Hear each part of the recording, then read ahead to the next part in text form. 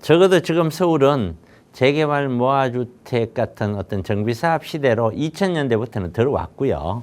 그래서 세미나는 이런 식으로 제가 진행을 한다는 걸 다시 한번 말씀드리면서 지난 일주일 동안 있었던 핵심적인 사항들을 좀 보면은 미국이 금리 인상했죠.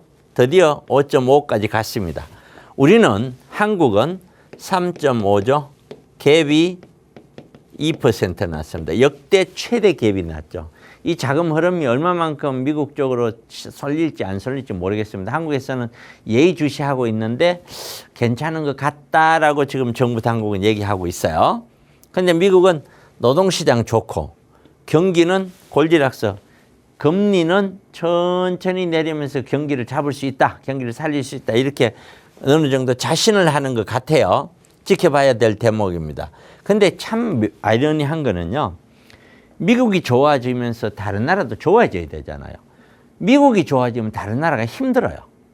미국이 좋아지면. 왜냐하면 미국만 좋아지는 거예요. 미국이 나빠지면은 그럼 다른 나라도 나빠져야 되는데 미국이 나빠지면 다른 나라들이 좀 살아나요. 이런 구도가 이상하게 세계 경제 질서가 그런 식으로 형성이 되어가고 있어요. 일본은 10년 동안의 금융 완화가 워낙 돈을 많이 풀었죠. 근데 물가가 생각보다 좀 더 오른 거예요. 일본도 깜짝 놀랐죠. 물가가 워낙 안 올라서 돈을 풀었는데 오른 거예요. 그러니까 다시 금리를 조금 올리려고 생각하는 거예요. 올리면 어떻게? 엔화가 강세가 되겠죠. 엔화가 강세가 되면은, 자, 엔화가 강세가 간다면은 그만큼, 자, 일본은 엔화 강세에 따르는 부담을, 경제 부담을 또 안을 겁니다. 그리고 또 하나는 일본의 인구가 곧이에요. 지금은 아니지만은, 지금 100만 명은 안 되지만은 1년에 100만 명 이상씩 인구가 줄어드는 시대가 눈앞에 와 있습니다. 우리나라는 뭐 1년에 해봐야 10만 명이지만 이게 점점 갈 거거든요. 제 예상에는 한 15년 뭐 요 정도만 지나도 우리나라도 1년에 한 3, 40만 명 이상 이렇게 아마 인구가 줄지 않겠느냐. 지금 10만 명도 어마어마하게 주는 겁니다. 10만 명이면은 도시 2개가 사라지는 거예요. 우리나라 도시 기준이 5만이니까요. 한국은 64개월 안에 트리플 성장, 생산, 소비, 투자가 같이 났어요. 경제는 바닥을 지나고 있다. 그런데 이런 이야기들을 하면서 다시 아파트 가격은 올라갈 거야. 이렇게 해석하면 안 됩니다. 그 해석하고는 전혀 달라요. 상황을 설명을 해드리는 거예요. 이 내면 속에서 보시는 바와 같이 겉으로는 좋아 보이지만 굉장히 어렵고요. 굉장히 어렵고요, 미국. 지금 왜? 앞으로는 겉으로는 잘 돌아요. 그러나 속으로는요. 지금 현재 아직도 물가가 덜 잡히고 있고 금리가 내려오는 데까지는 적어도 수년간 걸릴 것이다라고 예상을 해요. 금리가 바로 떨어지려면 경제가 위기가 와야 바로 떨어져요. 그러니까 점차 떨어진다라고 하는 거는 우리나라 금리도 점차 떨어진다라고 생각을 해야 되는 거예요. 그럼 그 기간 동안에는 계속해서 어려움이 있을 수 있다라는 것이고 반드시요. 그러면서 우리 부동산 시장도 금리가 떨어지면 올라갈 것이다. 그런 말도 안 되는 얘기들은 하면 안 됩니다. 금리와 부동산 시장은 어떤 데는 연관이 있고요. 어떤 데는 전혀 연관이 없고요. 그렇기 때문에 금리 하나를 보면서 부동산 시장을 해석한다는 것은 이거는 뭐 어느 나라에서도 듣지도 보지도 못했던 해석들입니다. 그렇게 이해를 하시면 되고요.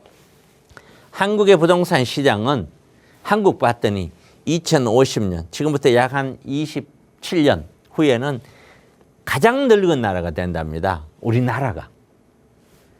27년 뒤에 1200만 명은 무조건 줄게끔 돼. 이건 확정입니다. 확정. 지금 우리나라가 5천만 명이 안 되는데 27년 뒤에 우리나라 인구는 3,800만 명 안쪽이라는 거예요.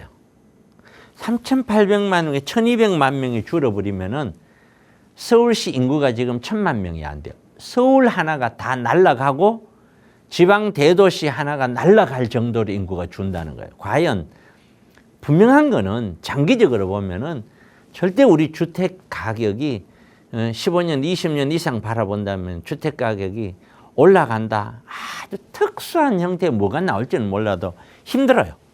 분명하게는 힘듭니다. 문제는 요 앞으로 10년, 15년 요 안쪽이죠.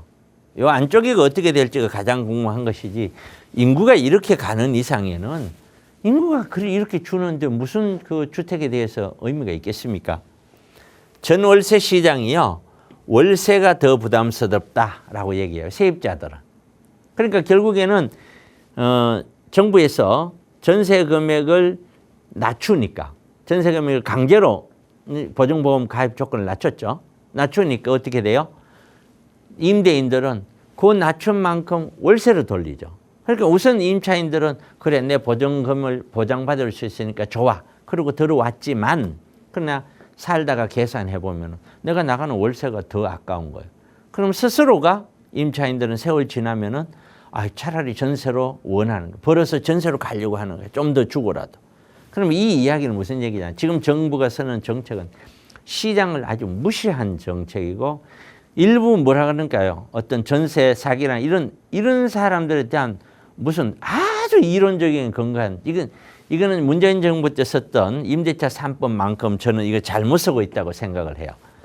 그런 반면에 빈 사무실이 부족하고 빌딩 오피스는 거래가 활발해. 왜? IMF 코로나 끝나고 이제 점점 경기가 조금씩 살아나고 있기 때문이죠. 그러면 오피스텔, 여러분들 싫어하는 오피스텔. 자, 오피스텔 가격은 어떻게요? 낙폭이 축소가 돼요. 고금리가 부담되지만 바닥눈이 솔솔 나고 최악은 지났다고 보고, 결국에는요, 이런 오피스텔들도 다시 또 살아나는 시기가 오겠죠. 당연히 올 수밖에 없는 거예요. 이거는 향후 부동산 시장을 보면은 올 하반기는 강보합권으로 갈 것 같아. 보합은 보합인데 약간의 상승 무드를 가는 강보합권일 것 같다라고 보여지고, 어느 시점인지는 몰라도 지금 제 생각에는 뭐 연말 전후가 되지 않겠냐라고 생각을 합니다만은, 다시 약보합권으로 가면서 좀 충격을 받을 것 같고, 그 다음에 다시 강보합 가다가 약보합 가다가 뭐 이런 식으로, 계단식은 아닐지 몰라도 이 일정한 계단은 아니에요. 비규칙적인 계단식으로 하향이 예상이 된다. 저는 그렇게 보고 있어요. 지금 어쨌든 궁극적으로 지금 서울시장뿐만 아니라 정부에서는, 지금 정부는 가지고 있는 부동산에 대한 생각이 두 가지예요.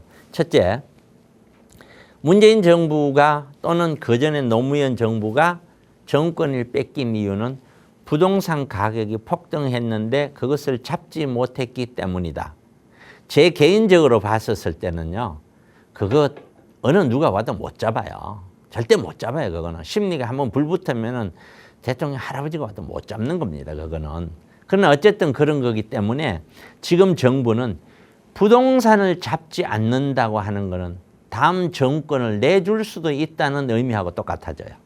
그러니까 확실하고 분명하게 부동산 잡으려고 하니까 단기적으로는 어떤 여러 가지 부동산에 대한 어떤 정책들이 있겠지만, 뭐 취득세를 좀 감면한다든가 뭐 세금 증여세를 좀 줄인다든가 뭐 있겠지만, 장기적으로는 가장 효과적인 부동산 정책이 공급이에요. 근데 서울시장 오세훈 시장이 지금 어떻게 하고 있습니다. 한강변, 그다음에 무슨 구릉지대, 재개발, 재건축, 모아주택, 뭐 어떤 공공재개발, 서울시 전체를 뒤집고 있죠. 전체. 이게 만약에 이런 식으로 해서 10년 이상만 이 사업이 계속적으로 무난하게 진행이 되어버린다면, 제 개인 생각으로는요, 10년, 15년 뒤에는 우리 주택 가격 걱정 별로 안 해도 되지 않을까라는 생각까지도 합니다. 워낙 많은 것을 뒤집고 있기 때문에 그렇죠. 그리고 지금 정부는 어떤 일이 있더라도 그렇게 중장기적까지 부동산 가격을 잡으려고 할 것입니다. 그래서 우리는 지금 부동산 시장을 큰 변혁기를 겪고 있기 때문에 다시 한번 보셔야 됩니다. 여러분의 자산을 지금 재편을 해야죠. 영원히 아파트 시장은 영원히 살아있고 영원히 올라갈 것이라는 그런 생각은 저는 동의하지 않습니다. 많은 우리 시청자분들 제 방송 보시고 꼭 세미나도 참가하시고 여러분들께서 가지고 있는 그런 어떤 그 미래를 잘 설계를 해 주시길 바라겠어요. 제가 최근에 있는 어떤 물건들을 하나 쓰면 제가 이걸 여러분들에게 우리 시청자 팔려고 나온 물건들이 아니에요. 한번 보시죠. 매매가 2억인데 월세가 130만 원 나와요. 경기도에 있어요. 경기도. 여러분 싫어하죠, 경기도. 하지만 월세 잘 나와요. 노후에 하기에는 너무 좋죠. 노후 대비. 우리 생각하셔야 된다는 거예요. 이런 것들도. 역세권에 공실도 없고 이런 걸 청약을 해도 무방하죠. 최상의 수익률이죠. 과연 시세 차익을 주는 아파트만 좋을까요? 아파트 떨어질 땐 떨어져요. 얘는 공실이 안 나는 이상 계속 1년에 얼마예요? 한 1,500만 원 돈 나오죠. 이런 물건들. 그 다음에 모아주택 투자. 이건 서울에 있는 건데 매매가가 3억인데 전세가 1억 5천, 1억 7천 투자예요. 근데 봤더니 적정 투자금이고 입지도 좋아요. 근데 봤더니 사업 진행 구역이나 하나 사업성이 거의 안 나온대요. 이런 거 사면 안 되겠죠? 모아주택이라고 무서 추가 분담금이 많다. 이렇게 예상이 된다면 아무리 투자 금액이 좀 적어도 이런 거 사면 안 되죠. 청약 제약 받죠. 이런 거 감안해야 되고. 서울 내 역세권에 내 집 마련은 가능해요. 구역 이것만 자꾸 얘기하면 안 된다는 거죠. 돈 다 주고 사는 걸 무슨 의미가 있겠어요. 구역 해지 시는 장기간에 묶일 수가 있다는 거. 자, 그러면 이런 물건들은 뭐예요? 아무리 모아주택이고 금액이 괜찮아도 이런 거는 조심해야 되겠죠. 이런 것들을 꼭 한번 참고를 하시고 세미나 시간에 오시면 다양한 이야기 들으실 수 있을 것 같습니다.